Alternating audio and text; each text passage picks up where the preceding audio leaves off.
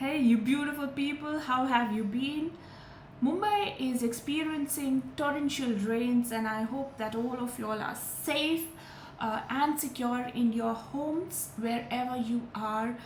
Germany to witnessed such devastation which was not even imaginable. However, these are trying times, adding to the woes of what the pandemic has given us. My heart goes out to each and every soul and the family members who have to stay all their lives with these memories of people who've left them here. Talking about the pandemic, it has impacted our lives in more ways than one. Not only has it taken away our jobs, our livelihood, education, it has also impacted our relationship. One such beautiful relationship went kaput during these times. So, in my endeavor to show solidarity with the couple, I went out to meet them. And while I was there with them, the husband had already moved out. The woman was a shadow of herself. And I was like, oh my God, what am I seeing? And she says that, you know, let's just have some tea first before we join in the conversation. I said, oh yes, certainly, why not? So while we were having our share of tea and sipping tea and just being in that moment, I asked her, what went wrong? Was it a very abusive relationship? She said, no, not at all. We are educated people and we don't come from that background.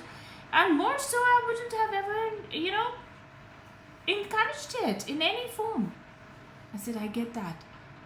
My next question was, were the finances the reason?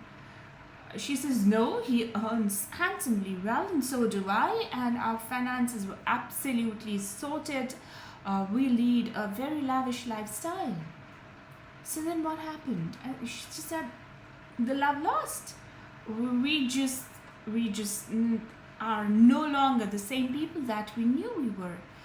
While we were engaged in the conversation, the mother of the wife walks in and she says, I am not going to leave that man. That man has to pay for every penny. That my daughter is so suffering now. We have no face to show in the society. I said, I absolutely get it. I am with you. I can understand a mother's anger when something like this happens with the daughter and the pain. It's, the anger was more so a manifestation of the pain that the mother was feeling. So she says that they've got huge properties and I'm going to make them give that to my daughter. I said, really?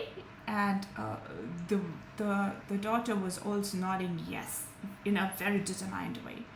I said, oh, so let me help you. I have quite a lot of contacts in the judiciary and they may give us some ideas on it. Get me all your papers. And, oh yes, get her educational certificates as well.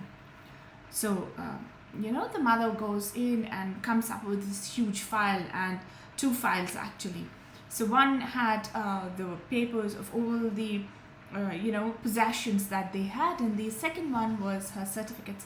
She just laid them on the table like the deck of cards, and I was looking at them, and in my admiration, I said, "Oh wow, you are an MBBS and an MD, and you have a gold medal as well."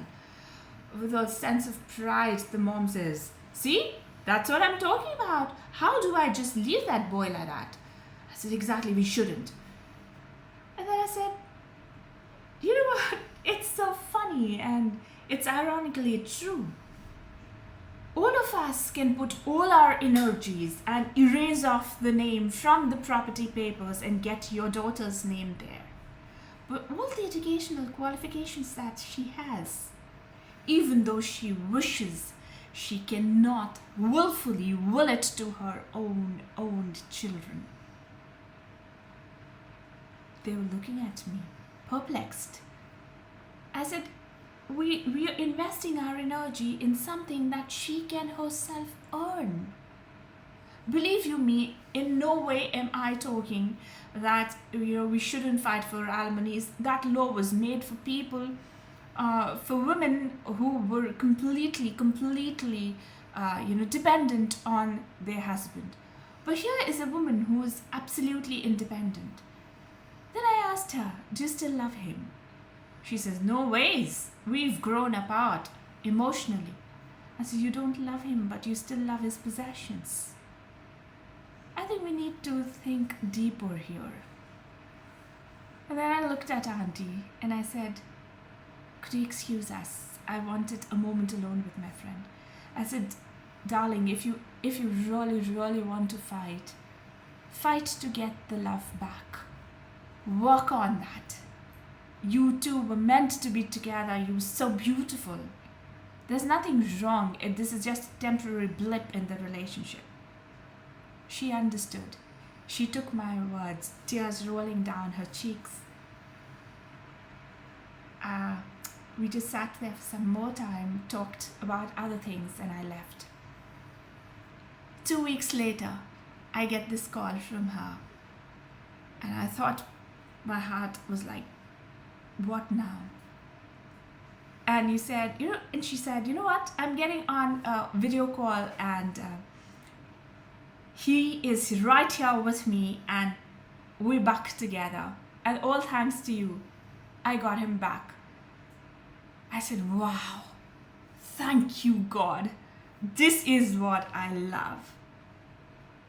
And as I put my phone down, this is a thought that I had. Let us make our children so capable, that the only thing that they really crave for is love and not anyone's possession. I want to leave you with a thought. Let's all love the person and not the possessions. Well, this is Saumya with her snippets signing off. Hope you liked these real life experiences that I'm bringing forth to you as life lessons. See you next week with another episode. Till then, do take good care of you. Thank you and bye-bye.